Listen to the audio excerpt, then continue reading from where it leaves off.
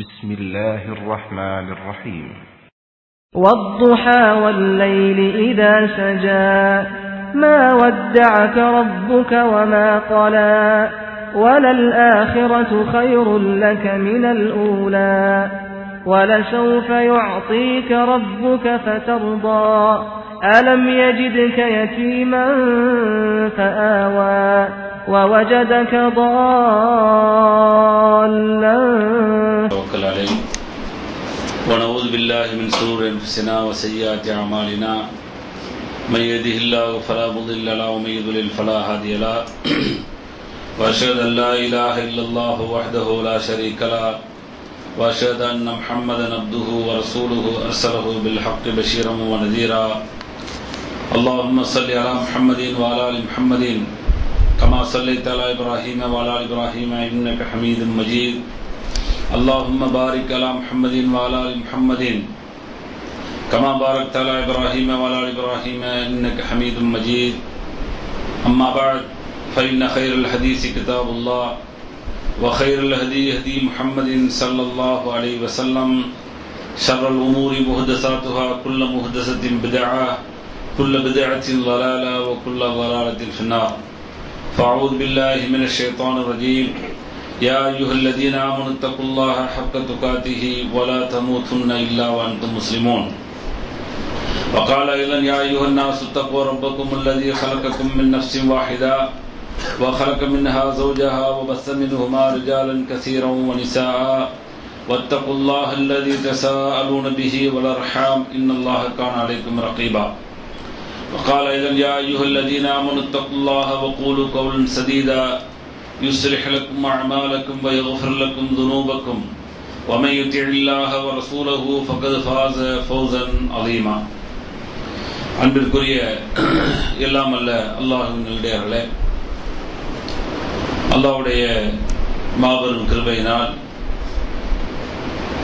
அல்லாஹ்வால் ஒப்புக்கொள்ளப்பட்ட உயர்வான மார்க்கமாக இருக்கக்கூடிய இஸ்லாமிய மார்க்கத்தில் நம்மை எல்லாம் ஆக்கி, அதிலும் குறிப்பாக ஜும்மாவுடைய கடமையை அல்லாஹ்வும் அல்லாஹ்வுடைய தூதர் முஹம்மது ஸல்லல்லாஹு அலைஹி வஸல்லம் அவர்கள் எந்த அடிப்படையில் நடைமுறைப்படுத்த சொன்னார்களோ அந்த அடிப்படையில் நடைமுறைப்படுத்துவதற்காக வேண்டி நாம் எல்லாம் இங்கே கூடியிருக்கின்றோம். இந்த சந்தர்ப்பங்களிலும் இன்னும் பல சந்தர்ப்பங்களில் இஸ்லாமிய மார்க்க விளக்கத்தை பெறக்கூடிய நாம் பெறுவதோடு நின்று விடாமல் நிறுத்தி விடாமல் செயல்படுத்தக்கூடிய மக்களாகவும் செயல்படுத்தாத பிற மக்களை செயல்படுத்த தூண்ட வேண்டும் என்ற கோரிக்கையோடு இந்த ஜும்மா உரை தொடங்குகிறேன். இன்றைக்கு வழங்கப்பட்டுள்ள தலைப்பு அத்தௌபா, பாவ மன்னிப்பு என்ற தலைப்பு வழங்கப்பட்டிருக்கிறது. காரணம் என்னவென்று சொன்னால், புனிதமிக்க மாதத்தை அடைந்து அல்லாஹ்வால் கடமையாக்கப்பட்ட நோன்பை நோக்கக்கூடிய அந்த சூழலில் இந்த மாதத்தில் இன்னும் பல்வேறு நன்மைகளை பெற்றுக்கொள்ளக்கூடிய வழிமுறைகளை, வாய்ப்புகளை நபிகள் நாயகம் ஸல்லல்லாஹு அலைஹி வஸல்லம் அவர்கள் நமக்கு தந்து நாம் அல்லாஹ்விடத்தில் இன்னும் அதிகமாக நெருக்கத்தை ஏற்படுத்திக் கொள்ள வேண்டும் என்று சொல்லி பல்வேறு வணக்க வழிபாடுகளை ஆர்வமூட்டி தாங்களும் குறிப்பாக இந்த மாதத்திலே அதிகமாக செய்து அல்லாஹ்வுடைய அருளை பெறுவதற்கான வழிமுறைகளை சொல்லி தந்திருக்கிறார்கள். அந்த அடிப்படையில் தான் குறிப்பாக இந்த மாதத்தில் அல்லாஹ்விடத்தில் தௌபா, பாவ மன்னிப்பு கேட்கக்கூடிய ஒரு வாய்ப்பையும் நபிகள் நாயகம் ஸல்லல்லாஹு அலைஹி வஸல்லம் அவர்கள் நமக்கு ஏற்படுத்தி தந்திருக்கிறார்கள். தினந்தோறும் ஒரு முஸ்லிம் என்று சொன்னால் ஒரு முஸ்லிமுடைய குணாதிசயங்களில் ஒன்றாக இருக்கக்கூடிய ஒரு பண்பாக ஒவ்வொரு நாளுமே அல்லாஹ்விடத்தில் தான் செய்யக்கூடிய அந்த பாவத்திற்கான பரிகாரத்தை தேடிக்கொண்டே இருக்க வேண்டும் என்ற நியதியை நபிகள் நாயகம் ஸல்லல்லாஹு அலைஹி வஸல்லம் வந்து நமக்கு சொல்லி தந்திருக்கிறாங்க. அப்படி இருந்தாலும் கூட இந்த ரமலானிலே குறிப்பாக பிந்திய 10 தினங்களிலே நபிகள் நாயகம் ஸல்லல்லாஹு அலைஹி வஸல்லம் அவர்கள் அதிகமாக கேட்க சொன்ன பிரார்த்தனைகள் ஒன்று, அல்லாஹ்விடத்திலே நாம் எல்லாம் நாம் செய்த தவறுக்காக வேண்டிய மன்னிப்பு கேட்க வேண்டும் என்ற அந்த பிரார்த்தனையை நபிகள் நாயகம் ஸல்லல்லாஹு அலைஹி வஸல்லம் அவர்கள் கற்றுக் கொடுப்பதன் மூலமாக இந்த மாதத்திலே அல்லாஹ்வால் மன்னிக்கப்படக்கூடிய ஒரு வாய்ப்பை நிச்சயமாக பெற வேண்டும் என்று சொல்லி எதிர்பார்க்கிறார்கள். எனவே ரமலானுக்கு மாத்திரமே தௌபா சொந்தம், இஸ்திக்ஃபார் சொந்தம் என்று எண்ணிவிடக் கூடாது. ரமலான் அல்லாத காலங்களிலும் அது போன்ற உறவுகளையும் அது போன்ற தன்மைகளையும் உருவாக்கிக் கொள்ள வேண்டும் என்று தான் நபிகள் நாயகம் ஸல்லல்லாஹு அலைஹி வஸல்லம் அவர்கள் விரும்புகிறார்கள். தன்னுடைய பழக்கத்திலே ஒவ்வொரு நாளுமே இஸ்திக்ஃபார் என்று சொல்லக்கூடிய அஸ்தக்ஃபிருல்லாஹ் என்ற வார்த்தையை 100 தடவை நபிகள் நாயகம் ஸல்லல்லாஹு அலைஹி வஸல்லம் சொல்லக்கூடியவர்களாக இருந்தார்கள். இது சிறிய பாவத்திற்கான பரிகாரம். சின்ன சின்ன தவறுகள் நம்மிடத்தில் வருகின்ற பொழுது அப்படி தவறுகள் வரல அப்படின்னு யாரும் சொன்னா பொய் சொல்றான்னு அர்த்தம். எந்த ஒரு மனிதனாவது என்னிடத்தில் சிறிய தவறுகள் ஏற்படல, நான் ரொம்ப என்ன செய்யறேன், உத்தமரா இருக்கிறேன், என்கிட்ட எந்த விதமான தப்புமே இருக்காது என்று சொல்லி யாராவது சொல்றாரு அப்படின்னு சொன்னா பொய் சொல்றாரு. காரணம் என்னன்னு சொன்னா, ஒவ்வொரு தொழுகையும் பரலான தொழுகை முடித்து அஸ்ஸலாமு அலைக்கும் வரஹ்மத்துல்லாஹ் என்று சொல்லி 2 புறமும் சலாம் கொடுத்து முடிச்ச உடனேயே அஸ்தக்ஃபிருல்லாஹ் அஸ்தக்ஃபிருல்லாஹ் அஸ்தக்ஃபிருல்லாஹ் என்று சொல்லி 3 முறை சொல்ல வேண்டும் என்று நபிகள் நாயகம் ஸல்லல்லாஹு அலைஹி வஸல்லம் அவர்கள் நமக்கு ஒரு வழிமுறையாக தந்திருக்கிறாங்க. அப்ப எதுக்காக கொடுத்தாங்க? இந்த இஸ்திக்ஃபார் ஏன் செய்ய வேண்டும்? நான் தான் தொழுகை என்பது ஒரு நல்ல வேலையில செஞ்சிருக்கிறேன், கடமையான தொழுகையை தொழுதுட்டு இருக்கிறேன், சுன்னத்தான தொழுகையை தொழுதுட்டு இருக்கிறேன். அந்த சுன்னத்தான தொழுகைக்கு விட உபரியான நஃபிலான தொழுகையை விட இந்த ஃபர்லான தொழுகை என்பது இன்னும் ஒரு உயர்ந்த அந்தஸ்தில் இருக்கு. இதை தொழுகிறேன்னு சொன்னா குற்றவாளியாக கணிக்கப்படுவோம்.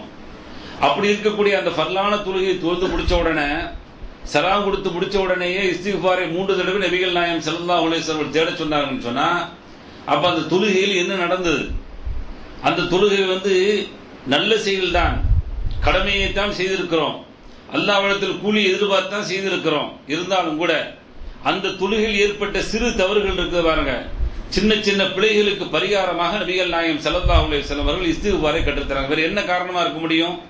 காரணங்கள் ஹதீஸில் சொல்லாவிட்டாலும் கூட சிந்திக்கின்ற பொழுது தொழுகையில் யாருமே அல்லாஹ் அக்பர் என்று கட்டியது முதல் அஸ்ஸலாமு அலைக்கும் வரஹ்மத்துல்லாஹ் என்று சொல்லக்கூடிய வரைக்கும் நான் முழுமையாக தொழுகையில் என்ன ஓத வேண்டுமோ அதை மட்டுமே நான் நினைவு கொண்டு ஓதிக்கொண்டிருக்கிறேன்.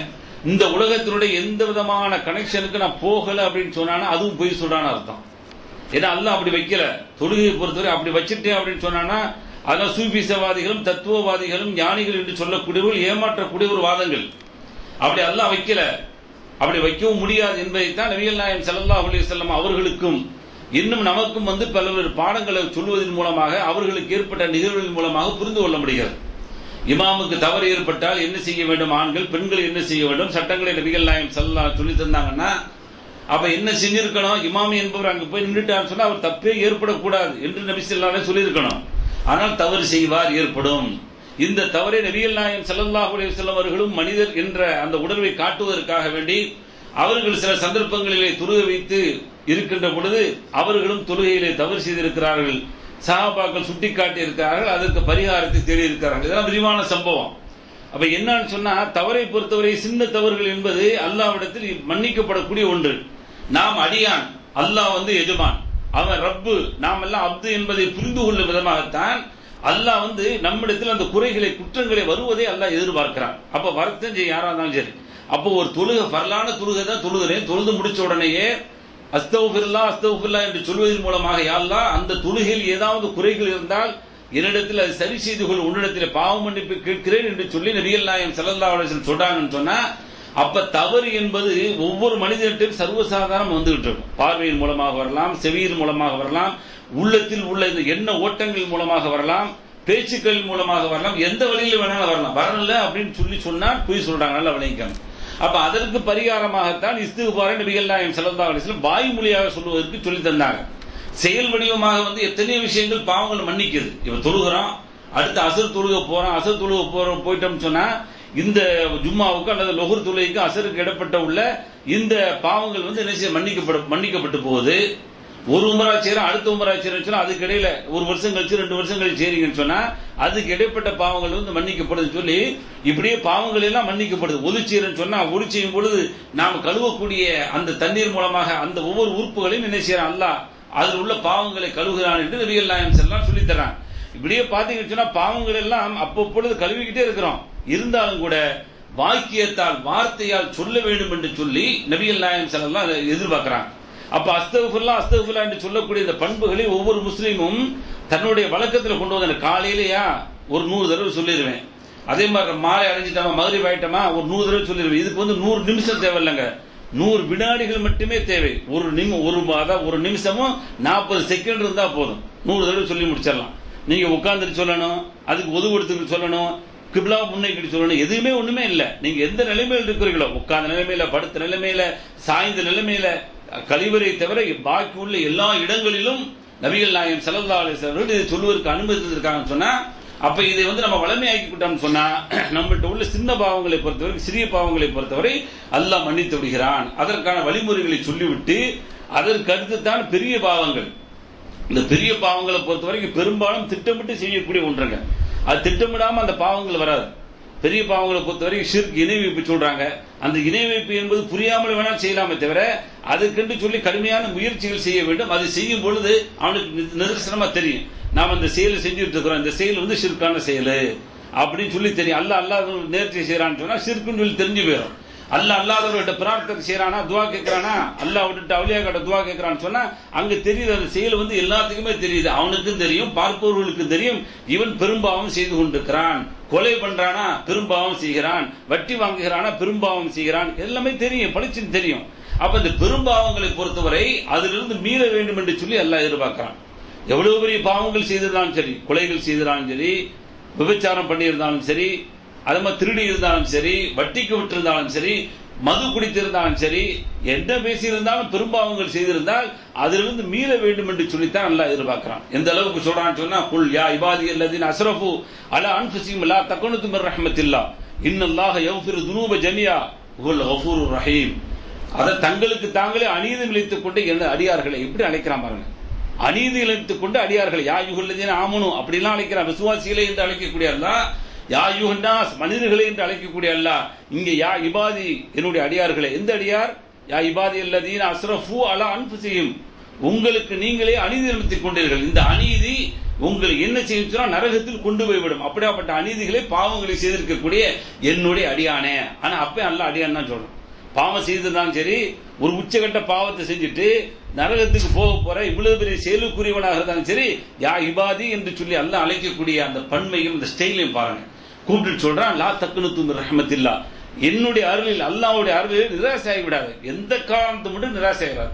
நான் என்ன எப்ப பார்த்தாலும் இந்த பாவத்தை செஞ்சுக்கிட்டு இருக்கிறேன், மீண்டும் மீண்டும் பாவ மன்னிப்பு தேடிக்கிட்டு இருக்கிறேன், இது இப்படியே என்னுடைய வாழ்க்கையில வந்துகிட்டு இருக்குன்னு சொன்னா, அது ஒரு குறிப்பிட்ட கட்டத்தில் நீ அதிலிருந்து வர வேண்டும் என்று சொல்லி முயற்சி எடுத்து அதை உள்ளபூர்வமாக ஏற்று அல்லாஹ்விடத்தில் அழுது கேட்கின்ற பொழுது அது ஒரு கட்டத்தில் அல்லாஹ் நிச்சயமா இல்லாமல் ஆக்குவான். அதுக்காக நிராசை ஆயிடக்கூடாது. நிராசாயி நம்பிக்கை இழந்தோம் என்று சொன்னால் அந்த நம்பிக்கை இழப்பு என்ன செஞ்சு விடும் சொன்னா, எந்த ஒரு பாவத்தை செய்து கொண்டிருக்கிறோமோ அது பல பாவங்களுக்கு தூண்டிவிட்டு இன்னும் பல குற்றங்களை செய்யக்கூடிய பயங்கரமான ஒரு குற்றவாளியாக ஆக்கிவிடும். அல்லாஹ் பாதுகாக்கணும்.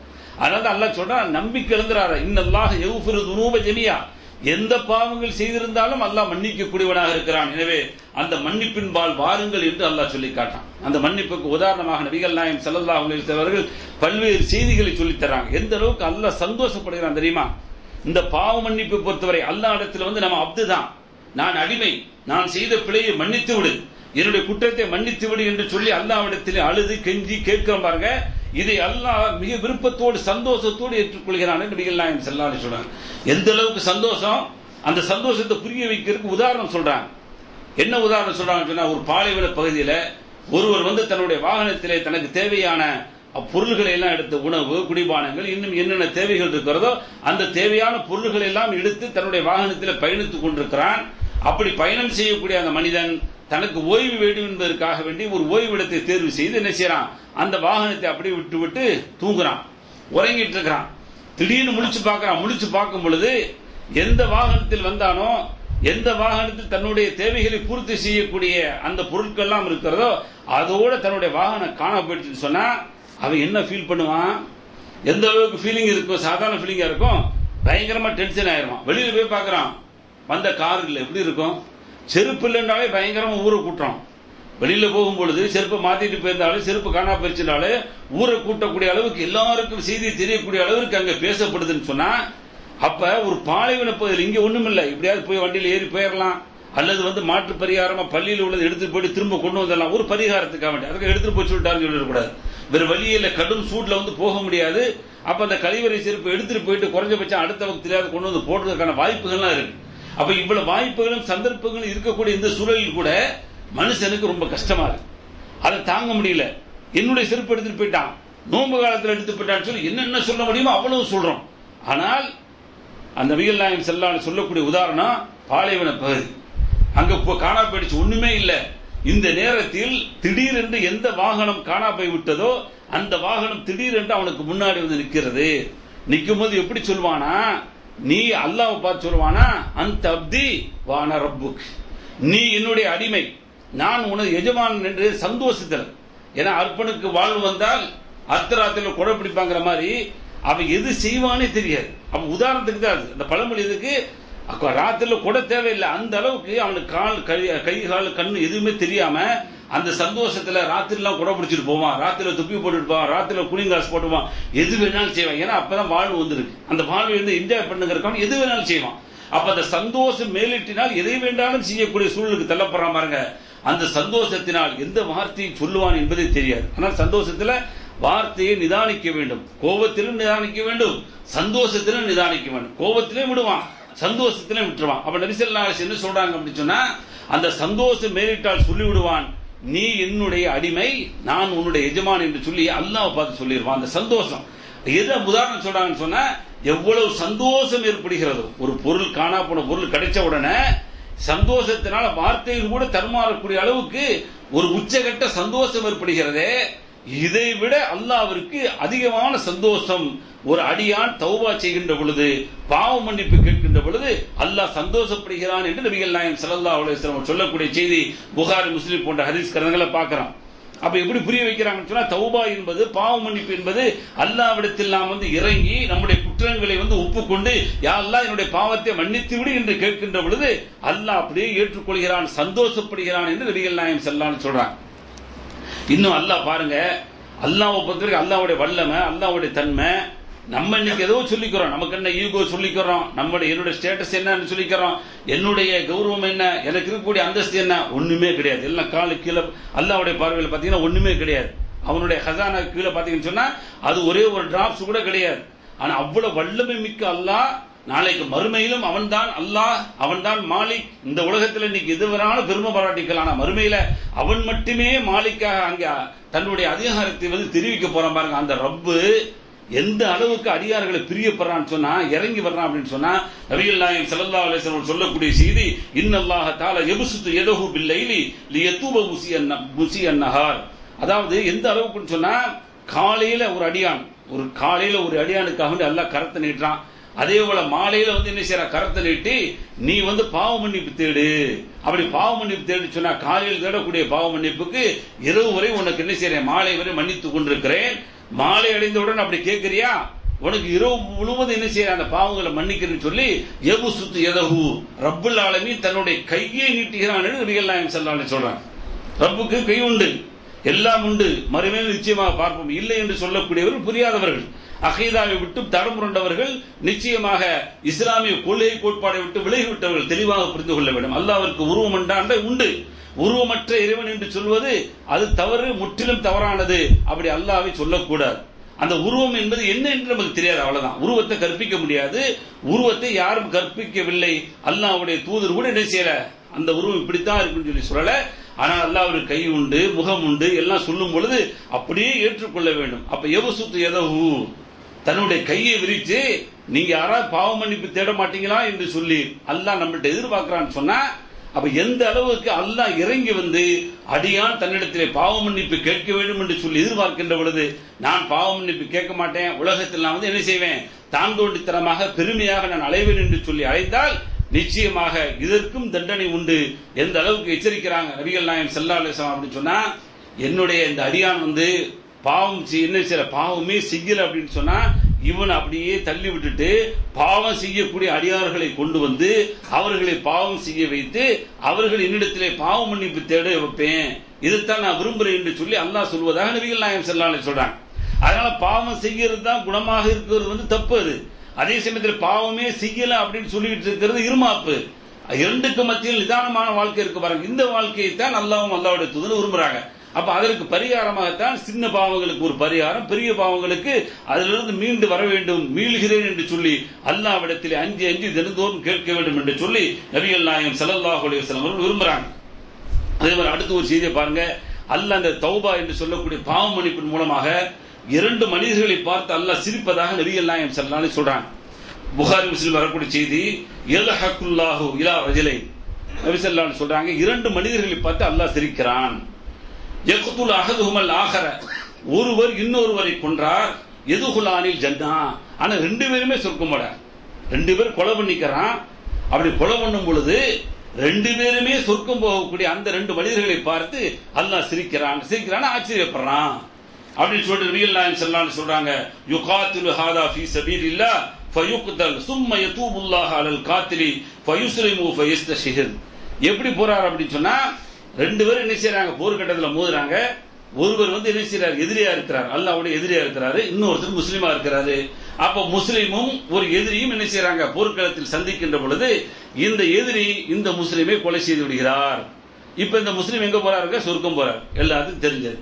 இப்ப இவரை பொறுத்தவரைக்கும் என்ன செய்வா, நரகம் போவான்னு நினைச்சிட்டு இருக்காங்க. நபி ஸல்லல்லாஹு அலைஹி சொல்றாங்க, இவர் என்ன செய்யறாரு, பின்னாடி இப்படி செஞ்சுட்டு வந்துட்டு அல்லாஹ் இடத்துல பாவ மன்னிப்பு தேடுறாரு. பாவ மன்னிப்பு தேடுவது மட்டுமல்ல, இஸ்லாத்தை ஏற்றுக்கொள்கிறார், கலிமா சொல்கிறார், ஷஹாதாவை ஏற்றுக்கொள்கிறார். அதை பத்தி என்ன செய்யறார், வருத்தம் படுறாரு. இப்படியாப்பட்ட இந்த மனிதரை மன்னித்து விட்டு இவரையும் அல்லாஹ் சொர்க்கத்தில் போக வைக்கிறான். இன்னொரு இடத்துல சொல்றாங்க, அல் காத்தில் வல் மக்தூல் ஃபின்னார்ங்கறாங்க. கொலை செய்யக்கூடியவன் கொலை செய்யப்பட்டவன் 2 பேருமே நரகத்துக்குரியவன்டாங்க. அது ஒரு சம்பவம், 2 போட்டு கொலைப்பிட கூடாது.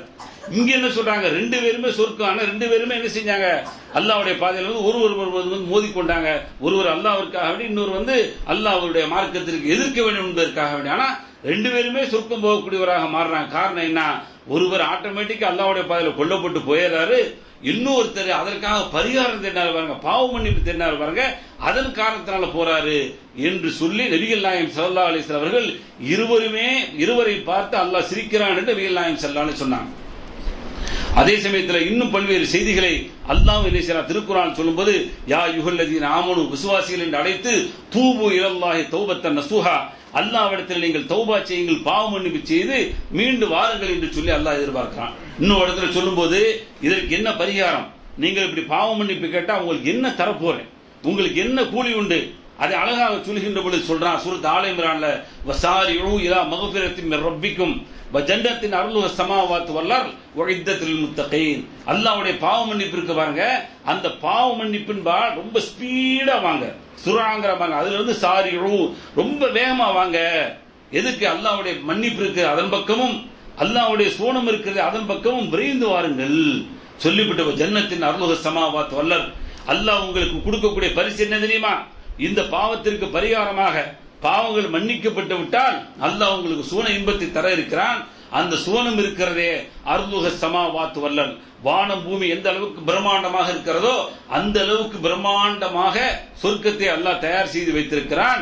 இந்த தௌபா செய்து அல்லாஹ்விடத்தில் மன்னிப்பை பெற்றுக் கொண்ட அந்த மனிதர்களுக்கு அல்லாஹ் இது போன்ற அந்தஸ்தை வைத்திருக்கிறான் என்று அல்லாஹ் திருக்குர்ஆனில் சொல்லித் தருகிறான் என்று சொன்னால், இதுதான் அல்லாஹ் கொடுக்கக்கூடிய பரிசு, அல்லாஹ் அடியார்களுக்கு கொடுக்கக்கூடிய பரிசு.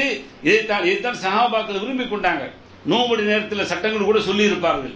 என்னது, ஒரு சஹாபி ஓடி வர்றார் நோம்புடைய நேரத்தில் வந்து தன்னுடைய மனைவியை வந்து இன்பம் அனுபவிக்க கூடாது. அப்படி அனுபவிச்ச காரணத்தினால அல்லாஹ்வுடைய தூதர்கிட்ட சரணடைந்து இதற்கான பரிகாரம் என்ன சட்டத்தை கேட்டு கொடுத்து, அந்த சட்டம் என்ன என்பதை தெளிவுபடுத்தி தன்னுடைய பாவத்தை ஒப்புக்கொண்டு அல்லாஹ்விடத்தில் மன்னிப்பை கேட்டார்கள் என்று சொன்னால், சஹாபா கூட நிலைமை அதாங்க.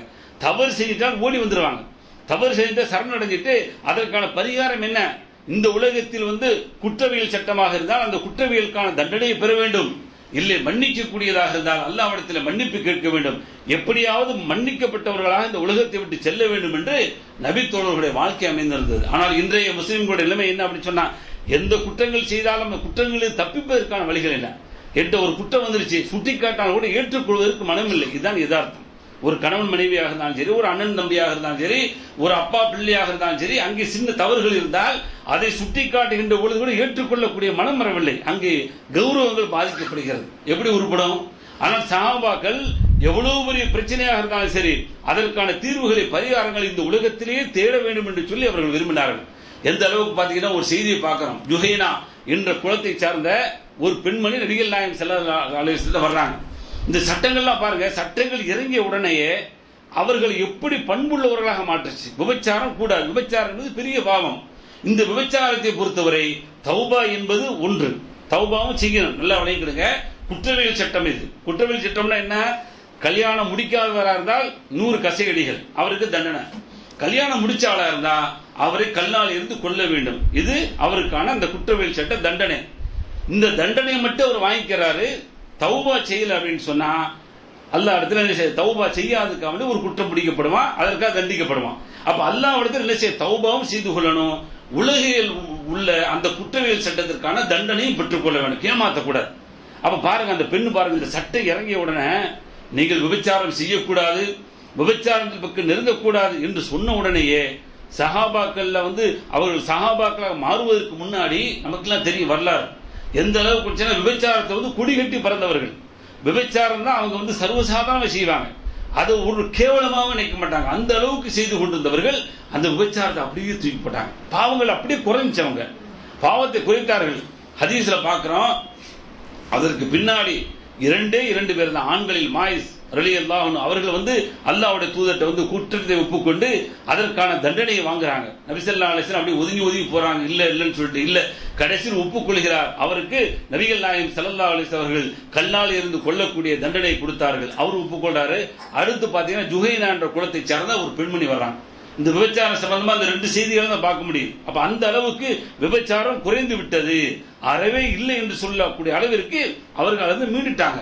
ஆனால் இப்படி 1-2 பேர் செய்த தவறுக்கு கூட நாம இப்படியே ஒதுக்கிடுவோம், நைசா தப்பிச்சிடலாம், அல்லாட்ட எப்படியாவது மண்டாடி அழுது கேட்டு இந்த உலகத்துல வாழ்ந்து மறுமைக்கு போயிடலாம்னு சொல்லி சஹாபாக்கள் நினைக்கல. பாருங்க, அல்லாஹ்வுடைய தூதர்ட்ட சொல்றாங்க, ஜுஹைனா குலத்தை சேர்ந்த பெண்மணி சொல்றாங்க, அல்லாஹ்வுடைய தூதர் அவர்களே, என்னுடைய கருப்பத்தில் சுமந்து கொண்டிருக்கக்கூடிய இந்த கருவில் இருக்கக்கூடிய குழந்தை இருக்கிறதே, ஹுபலா மினஸ் ஸினா, இது விபச்சாரத்திலிருந்து எனக்கு கிடைத்த குழந்தை. அதனால என்ன செய்யுங்க, நான் விபச்சார பெண், எனவே எனக்கு தண்டனை கொடுங்கள், கல்லால் இருந்து என்னை கொண்டு விடுங்கள் என்று சொல்லி வாலண்டரிஸா எந்த விதமான ஒரு அரணும் இல்லாத ஒரு சூழலில் தானே நிக்கிறாங்க. யார் ஏன் நிக்கிறாங்க அப்படின்னு சொன்னா, அல்லாஹ் பார்த்து கொண்டிருக்கிறான் என்று சொல்லி. இன்னைக்கு கையங்களமா பிடிச்சு நிப்பாட்டினா கூட அது குற்றம் இல்லை, நான் செய்யவில்லை என்று சொல்லி தப்பிப்பதற்கு எவ்வளவு முயற்சி நடந்து கொண்டிருக்கிறது பாப்பீங்க. ஒவ்வொருத்தரும் சரி, முஸ்லிம்கள் சரி, முஸ்லிம் அல்லாதவர்கள் சரி, குற்றத்திலிருந்து தப்பிப்பதற்கான வழி என்ன என்று சொல்லி தேடக்கூடிய ஒரு சூழல். ஆனால் அன்றைய காலத்தில் பிடிக்கவில்லை, யாருமே என்ன செய்யல, பிடிக்கல. அவங்களே தன்னார்வமாக அல்லாஹ்வுடைய தூதர் சொல்றாங்க, அல்லாஹ்வுடைய தூதர் அவர்களே, என்னுடைய கற்பத்தில் சுமந்து கொண்டிருக்கக்கூடிய அந்த குழந்தை விபச்சாரத்தின் மூலமாக கிடைத்தது, எனவே நான் விபச்சாரியாக இருக்கிறேன், எனக்கு தண்டனை கொடுங்கள் என்று சொல்லி அங்க கேட்க வச்சுச்சு. அப்படின்னு சொன்னா அல்லாஹ்வுடைய அந்த மன்னிப்பு வேண்டும், அல்லாஹ்விடத்தில் கேட்கக்கூடிய அந்த தௌபா வேண்டும், அல்லாஹ்வும் அல்லாஹ்வுடைய தூதர் சொன்ன சட்டங்கள் நடைமுறைப்படுத்த வேண்டும், அப்பொழுதுதான் எனக்கு சொர்க்கம் கிடைக்கும், இல்லை என்று சொன்னால் நான் நரகத்துக்குரிய ஒரு பெண்ணாக மாறிவிடுவேன் என்ற அச்சம் தான் கேட்க வச்சு. கேட்டவன அல்லாஹ்வுடைய தூதர் என்ன சொன்னாங்க, குழந்தை வயிற்றில் இருக்க உடனே அப்படியே கொள்றதா சட்டம் அப்படி இல்ல. உடனே அல்லாஹ்வுடைய தூதர் நபிகள் நாயகம் ஸல்லல்லாஹு அலைஹி சொன்னாங்க, பெண்ணே, நீ இந்த கற்பத்தில் இருக்கக்கூடிய அந்த குழந்தையை நீ கற்பம் தரித்த பின்னாடி வா என்று சொல்லி இன்னொரு அவகாசம் கிடைக்கிறது. நல்லா தெரியும் கல்லால் இருந்து கொல்லப்பட போறோம், ஏன்னா அவங்க கல்யாணம் முடிச்சவங்க, அதுக்குள்ள தண்டனை பின்னாடி கொடுத்ததை வச்சு அப்படித்தான் ஹதீஸ்ல விளங்குறோம். அப்ப அவர்களுக்கும் தெரியும் நாம் கொல்லப்பட போகிறோம். இருந்தாலும் கூட அல்லாஹ்வுடைய தூதர்கிட்ட இதை கேட்ட உடனே அல்லாஹ்வுடைய தூதர் வாய்ப்பை தர்றாங்க, குழந்தையை பெற்றெடுத்து விட்டு நீ இடத்துல தண்டனை பெற்றுக் கொள்ளுன்னு சொல்லி அனுப்புறாங்க. அதே மாதிரி போறாங்க, போயிட்டு குழந்தைய பெற்றெடுத்துட்டு கொண்டு அல்லாஹ்வுடைய தூதர் சொல்றாங்க. அப்பயும் தப்பிக்கலாம்னாங்க, அப்பயும் யாரும் முடிக்கல, ஆனா அல்லாஹ் பாக்குறான் அப்படின்னு சொல்லிட்டு அப்பயும் கொண்டு குழந்தைய வைக்கிறாங்க. வச்சுட்டு அல்லாஹ்வுடைய தூதர் அவர்களே, அன்றைக்கு ஜுஹைனா குலத்தை சேர்ந்த பெண், அந்த பெண் தான் நான், இன்றைக்கு இந்த குழந்தையோடு வந்திருக்கிறேன், இந்த குழந்தையை பெற்றெடுத்து விட்டேன், எனக்கு தண்டனை தாருங்கள் என்று சொன்ன உடனே கருணை நபி ரஹ்மத்துல்லாஹி அலைஹி என்ன சொன்னாங்க, அந்த குழந்தையை பராமரிக்க வேண்டும், அந்த குழந்தைக்கு பால் கொடுக்க வேண்டும். இந்த தாயை தவிர எந்த தாய் மாற்றான் தாயா இருந்தாலும் அது மாற்றான் தாயை தவிர இந்த தாய்க்குள்ள அன்பும் அரணும் எந்த தாயிடத்திலும் இருக்காது என்பதை புரிந்து கொண்டு என்ன சொன்னாங்க, நீ இந்த குழந்தையை கொண்டு போய் பால் குடிலாம் மறக்கடிச்சிட்டு கொண்டு வா என்று சொல்லி மீண்டும் ஒரு வாய்ப்புகள் தப்பிக்கலாம், உலக ரீதியில் பார்த்தா தப்பிக்கலாம், மீண்டும் ஒரு வாய்ப்பை நபிகள் நாயகம் ஸல்லல்லாஹு அலைஹி வஸல்லம் கொடுக்கறாங்க. அப்பயும் மனம் மாறல. வாங்க, எத்தனை ஆண்டுகள் போயிடுச்சு, அந்த கர்ப்பமாகி குழந்தை பிறக்க வரைக்கும் ஒரு குறிப்பிட்ட மாதங்கள் போயிடுச்சு. அடுத்து ஏறக்குறைய 1-2 வருடங்கள் பால்குடி பருவங்கள் என்று சொல்லக்கூடிய அளவிற்கு அதுல ஒரு சில ஆண்டுகள் போகக்கூடிய வாய்ப்பு. அதே மாதிரி போறாங்க, அந்த குழந்தைக்கு பால்குடி என்ன செய்யறாங்க, கொடுத்து மறக்கடிச்சிட்டு அந்த குழந்தை என்ன செய்யுது, 2 வருஷம், இன்னைக்கு 6 மாசமும் 3 மாசத்திலேயே நிப்பாட்டம். அதனால நமக்கு வந்து நடக்குதா அப்படின்னு சொல்லி ஆச்சரியப்படுவாங்க. அப்ப நடந்து வரக்கூடிய அளவிற்கு பலவேறு அறிவிப்புகளை சேர்த்து பார்க்கணும். இன்னொரு அறிவிப்புகள் எப்படி வருதுன்னு சொன்னா, முஸ்லிம் புகாரி போன்ற ஹதீஸ்காரர்கள் வரக்கூடிய செய்தி. அப்ப அந்த குழந்தை எப்படி கொண்டு வர்றாங்கன்னு சொன்னா, கையில வந்து உணவுப் பொருளை, பிஸ்கட்டோ அல்லது வந்து பேரித்தம்பழமோ இது மாதிரி ஒரு உணவுப் பொருளை கையில கொடுத்து நபிகள் நாயகம் ஸல்லல்லாஹு அலைஹி வஸல்லம் அவர் முன்னாடி அதை சாப்பிட்டுக்கிட்டு அப்படியே வர வைக்கிறாங்க. நபி ஸல்லல்லாஹு பாக்குறாங்க, அந்த குழந்தையை பாக்குறாங்க. பார்த்தா அந்த குழந்தை சாப்பிட்டுக்கிட்டு அப்படி இருக்கு. அப்ப சொல்றாங்க, இந்த ஜுஹைனா குலத்தை சார்ந்த பெண் சொல்றாங்க, அல்லாஹ்வுடைய தூதரே, நான் அன்றைக்கு வந்து விபச்சாரத்தை ஒப்புக்கொண்டனே, குழந்தையை பெற்று எடுத்துட்டு வர சொன்னீங்க, அதுக்கு பின்னாடி பால் குடி எல்லாம் மறக்கடிச்சு கொண்டு வர சொன்னீங்க, இந்த உங்களுக்கு முன்னாடி சாட்சியாக நிறுத்திட்டேன், இந்த குழந்தை பால் குடி மறந்து விட்டது, இப்பொழுது தானாக சாப்பிட்டு விடும் அல்லாஹ்வுடைய தூதர் அவர்களே, எனவே எனக்கு என்ன செய்யுங்க, உங்களுடைய அந்த தண்டனை இருக்கிறத குற்றவியல் சட்டத்துக்கான தண்டனை அதை நீங்க கொடுங்க என்று சொல்லி நபிகள் நாயகம் ஸல்லல்லாஹு அலைஹி வஸல்லம் கேட்ட உடனே நபிகள் நாயகம் ஸல்லல்லாஹு அலைஹி வஸல்லம் அவர்கள் அதற்கு மேல் வாய்ப்பில்லாத காரணத்தால அந்த பெண்ணை கல்லால் இருந்து கொல்ல சொன்னார்கள்.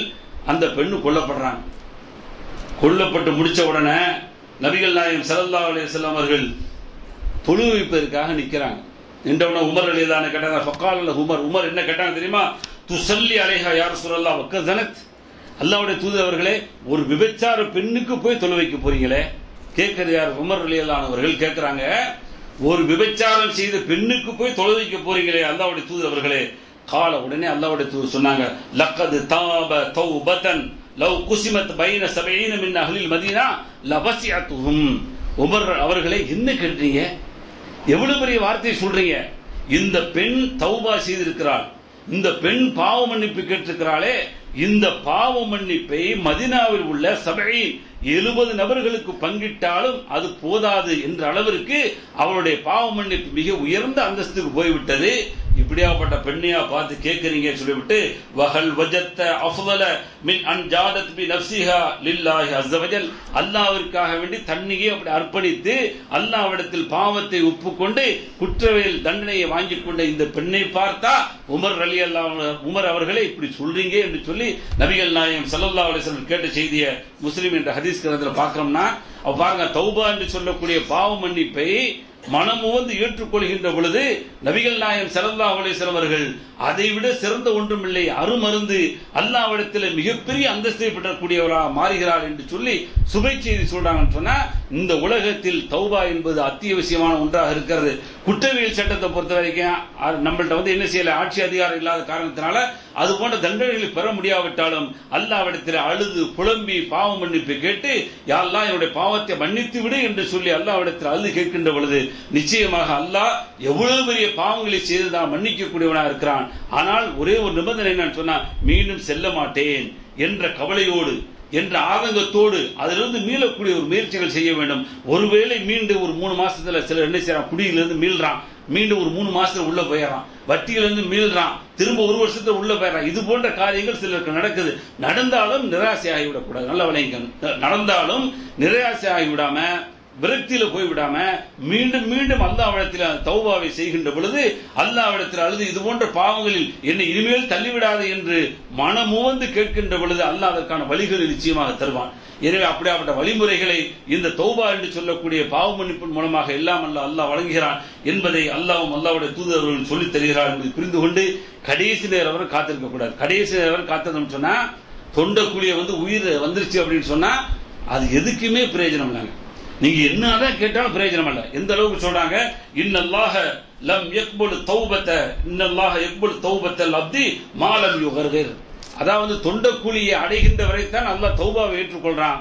தொண்டக்குழி அடைஞ்சிருச்சுன்னு சொன்னா அந்த தௌபாவுக்கு சரி, அங்க ஷஹாதாவுக்கு சரி, ஃபிரௌன் கேட்டா ஏற்றுக்கொள்ளப்பட்டுச்சா இல்ல, எதுக்குமே அங்க மதிப்பு இல்லை. ஏன்னா மரணம் வந்துருச்சு, மரணத்துடைய அறிகுறி தெரியுது, பார்த்துட்டு அங்க கேட்பான், அல்லாட்ட சரணடைவான், அது எதுவுமே பிரயோஜனம் அடையாது என்று நபிகள் நாயகம் ஸல்லல்லாஹு அலைஹி வஸல்லம் சொல்லக்கூடிய செய்தியும் புகாரி முஸ்லிம் என்ற ஹதீஸ் கிரந்தத்தில் பார்க்கிறோம், திருமதியிலையும் பார்க்கிறோம் என்று சொன்னால், புரிந்து கொள்ள வேண்டும். தௌபா என்பது நாம் அன்றாட வாழ்க்கையிலே நடந்து கொள்ளக்கூடிய அந்த பேணுதல் அடிப்படையில எப்படி இபாதத்துகளை வணக்க வழிபாடுகள் செய்யறோமோ அதுபோன்று தௌபாவையும் பாவ மன்னிப்பையும் செய்து கொண்டு அல்லாஹ்விடத்தில் அருளை தேட வேண்டும். அப்பொழுதுதான் நம்முடைய மரணம் இருக்கிறதே ஒரு முஸ்லிமான மரணமாக அல்லாஹ் சொல்வது போல வலா தமூதுன்ன இல்லா வ அன்தும் முஸ்லிமூன், அல்லாஹ்விற்கு கட்டுப்பட்ட மரணமாக நீங்கள் ஆக வேண்டும் என்று சொல்லி அல்லாஹ் எதிர்பார்க்கிறான் என்று சொன்னால் அந்த மரணம் நிச்சயமாக ஏற்படும். எனவே அப்படியாப்பட்ட மரணத்தை அடைய வேண்டும் என்று சொன்னால் இந்த உலகத்திலே இஸ்திக்ஃபார் என்று சொல்லக்கூடிய சிறிய பாவங்களுக்கான அந்த பரிகாரத்தையும் பெரிய பாவத்திற்கான பரிகாரமாக தௌபாவையும் தேடி அல்லாஹ்வுடைய அருளை பெற வேண்டும். இல்லாமல் அல்லாஹ் அப்படிப்பட்ட நல்லவர்களாக உங்களையும் என்னையும் ஆக்கி அருள்வானாக. வாஹிர் தாவானா அல்ஹம்துலில்லாஹி ரப்பில் ஆலமீன்.